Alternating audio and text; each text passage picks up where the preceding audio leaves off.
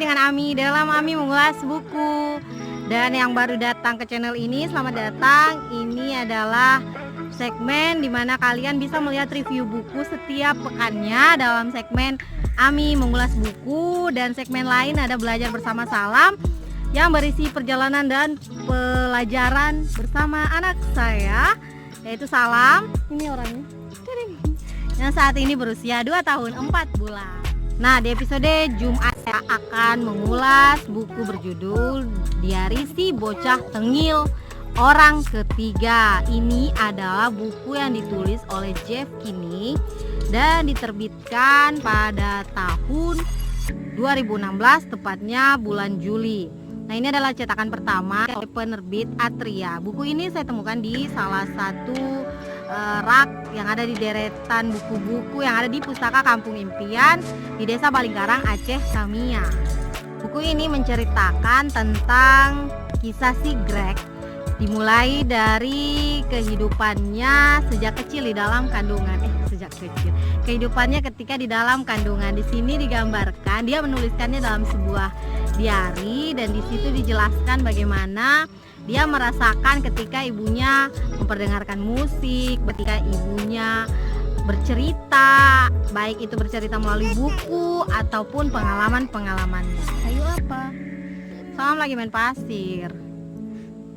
Lagi main board. Oh, lagi main board. Oke. Gambarkan juga kehidupan Greg bersama orang tuanya dan juga kondisi di mana sebagai seorang adik dari kakak bernama Rodrik, dia harus menerima barang-barang lungsuran dari kakaknya itu, dan juga kondisi ketika adik si Greg ini lahir. Nah, ada juga banyak kejadian tentang Greg di sekolahnya. Misalnya ketika terjadi pemilihan anggota untuk organisasi siswa di sekolahnya, dia menjadi tim sukses untuk seorang kawannya yang sebenarnya bukan sebagai calon ketua, tapi ini lucu juga sih. Lalu ada juga kisah ketika organisasi sekolah ini kemudian mengadakan pesta dansa yang awalnya direncanakan adalah motocross atau gulat, tapi kemudian beralih menjadi pesta dansa. Undangannya berupa permen gram. Lalu di sini muncul kepusingan bagi si Greg bagaimana kemudian menemukan pasangan untuk datang bersama di pesta tersebut. Berupa beragam cara dilakukannya, mulai dari menelpon seorang perempuan hingga berkali-kali, tapi kemudian hanya pesan suara, dan pesan suara itulah yang terdengar berkali-kali tersebut oleh ayah si perempuan itu, sampai ayah perempuan itu mendatangi rumah Greg. Belum lagi ada kejadian ketika Greg harus menjaga seorang adik dari perempuan yang ingin didekatinya untuk diajaknya datang ke pesta dansa.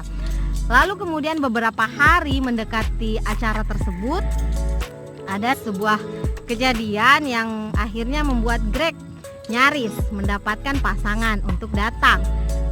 Pada akhirnya lucu sih, tapi nggak usah spoiler ya teman-teman, mungkin udah banyak sih yang baca buku ini. Tapi menurut saya buku ini adalah buku untuk usia remaja yang lucu untuk dibaca oleh banyak orang. Tapi ada beberapa bagian yang menurut saya ketika dibawa ke tempat-tempat seperti ini, seperti di desa ini, karena saya sedang berada di desa, ada anak-anak yang sebenarnya udah usia remaja, tapi ketika membaca ini menjadi sesuatu yang tabu. Ketika tadi misalnya dijelaskan tentang kondisi ketika Greg di dalam kandungan nih mendengarkan perbincangan kedua orang tuanya. Mungkin bagi kebanyakan anak usia remaja itu biasa, tapi untuk anak-anak usia anak-anak di daerah di desa misalnya itu menjadi sesuatu pembicaraan yang masih tabu. Sehingga membaca ini, ketika kita membaca ini memang bagi kita menarik, lucu, bahkan membuat saya sendiri senyum-senyum karena relate dengan beberapa kehidupan ketika misalnya kita masih sekolah, ketika saya masih sekolah, jadi ketawa-ketawa aja. Sampai juga kejadian ketika bagaimana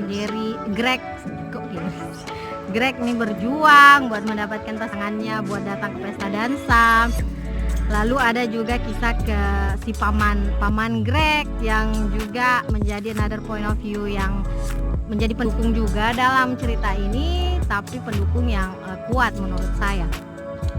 Tapi itu tadi ketika dia menjadi untuk teman-teman yang ada baca taman baca atau komunitas baca, ketika dibawa ke daerah-daerah terpencil, halaman-halaman depannya itu yang menjadi bagian tentang tadi yang saya jelaskan.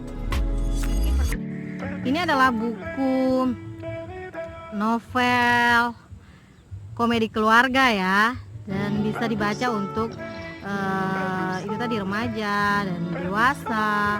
Yang menariknya lagi, ceritanya bergambar seperti ini, dan kata-katanya juga sangat mudah meskipun dia terjemahan, tapi sangat menarik. Lihat gambarnya, lucu kan? Buku ini bisa menjadi referensi buku bergambar menurut saya, dan juga buku catatan dalam menuliskan kisah-kisah tentang keluarga, apalagi bagi teman-teman yang suka menulis atau membaca hal-hal yang berbau komedi. Itu aja dari saya, semoga bermanfaat. Kalau ada yang sudah baca ini dari edisi yang lainnya dan juga menarik untuk kita baca bersama, bisa komen ya. Dan teman-teman yang lain yang ada referensi bacaan mungkin bagus untuk saya baca lalu saya ulas, bisa komen juga di kolom komentar. Oke, sampai jumpa di hari Jumat depan insya Allah. Tetap semangat membaca.